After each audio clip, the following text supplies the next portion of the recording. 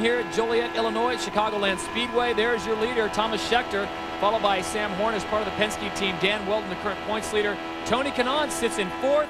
And Dario Franchitti, we've got a big yellow coming into turn 4. All kinds of debris, and it's the 33, the back end. That is Ryan Briscoe, who initially qualified on the pole. And as Jamie Little reported, after an infraction to his car during post-qualifying, he was disqualified, sent to the back of the pack. And there you see it in one of the Red Bull Cheever drivers. Looks like maybe Patrick Carpentier exiting his car quickly. He is moving, but Scotty, right now, the most important thing is to get him extricated from that vehicle.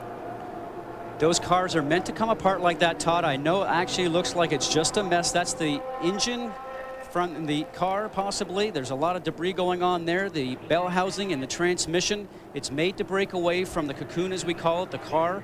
There you can see right there some oil fires starting, a lot of body work that's sitting on top of that. The engine must be somewhere else because it looks like it's possibly just the bell housing and the transmission.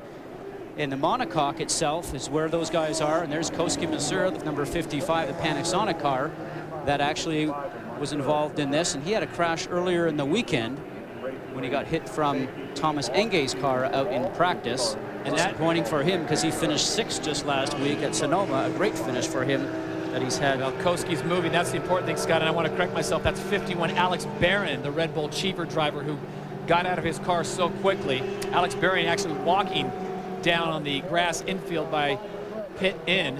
Kosuke Matsuura and Ryan Briscoe, the 3 cars right now that are involved. And it looks like Ryan Briscoe's car took the worst of it. All that smoke that's coming out, that'll be actually extinguished by the Delphi safety crew right there as you see a look at the Red Bull target. Well, here it is again. Here's how they come into 3, Scotty. Actually, you can see on the very underside what a ride that was. Remember we had last year with Buddy Rice getting airborne coming out of turn 2 when they touched wheels. And here's the situation. Briscoe going underneath. Barron trying to come down on the racetrack. They both are going for the same piece of real estate. And what ends up happening is those rubber tires touch, and then all of a sudden the car starts to go in the air. Remember, we're going 215 miles an hour. Look at all the debris that's going all around the racetrack. This will be a long cleanup time.